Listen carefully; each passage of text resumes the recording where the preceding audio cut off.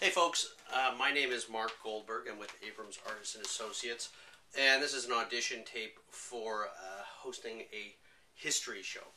I was asked if I had any interest in history, and my interest in history goes back in my own personal history quite a ways. I remember specifically reading Dolier's book of Greek mythology and acquiring a pretty deep love and appreciation of the ancient cultures, which manifested in my 6th grade report on the Peloponnesian War and focused on the nautical aspects with the advent of spears used beneath the surface of the ship's hulls to pierce oncoming Greek boats' hulls.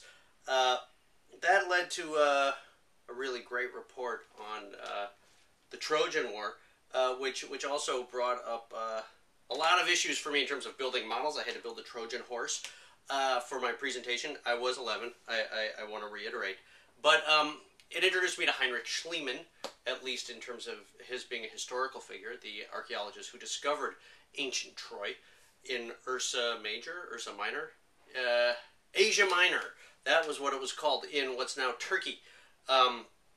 Anyway, but I've always had a deep appreciation of history, and I read intensively about history, and that's one of the reasons that I'm actually doing this video right here in front of some of my books, because you know, some people say you are what you eat. I believe that I am in part what I read, and I just look over here and I can see stuff as recent history, like 1968 by Mark Kurlansky, who also wrote Cod and Salt, all fantastic historical nonfiction pieces of work, to Manhunt about Abraham Lincoln's murderer, John Wilkes Booth, the days after he was hunted down and ultimately captured and killed. Any number of books. I've seen a history of Genghis Khan over there, the Oxford Dictionary, the Madman. You know, this is this guy who, it's the Professor and the Madman. That's what it's called.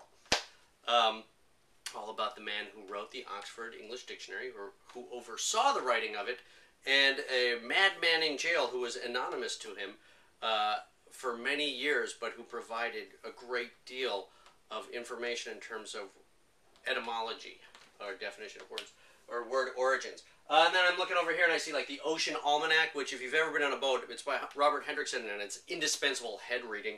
But it's got every piece of historical information about the world's oceans that's ever been written, as well as the Great Lakes. And John Adams by David McCullough, which was made into a HBO series with Paul Giamatti and Laura Linney.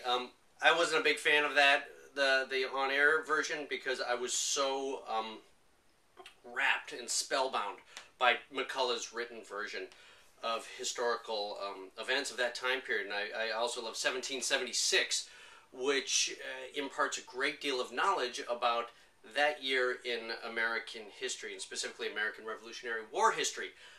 I'm also very lucky that I'm able to live amidst history. Right now I'm inside my home, which is the 3rd story of a brownstone in Brooklyn. I live on 3rd Street, just up from the Old Stone House, which was the defense for Washington's retreating troops during the Battle of Brooklyn, in which Hessian and, well, I guess they were English forces, but they were mercenaries, German mercenaries. Hessian forces and English redcoats were coming right down 3rd Street towards the Old Stone House, chasing down Washington's troops who were in retreat going westward towards Manhattan. Now, they got caught between the Gowanus Canal, or what's now the Gowanus Canal, but then it was the Gowanus Swamp. Well, the Old Stone House was blasted open, and Maryland long riflemen kept the English forces at bay while Washington's men made their retreat through the swamp and down to the East River. They then made their escape in the thick of night in fog as thick as pea soup. The English suspected nothing, specifically because Washington moved his troops, their horses, and all their supplies in complete silence. The next morning, the British got up and were none the wiser that Washington and his troops had moved on to Manhattan, where they went on through the northern end and then around to New Jersey and then down to Trenton, etc.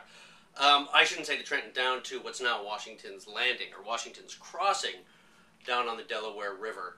I love it all. I'm lucky to live it all. I read about it all. I love history. I'm Mark Goldberg, and This is my house. So, I should have cleaned, but no time. Bye.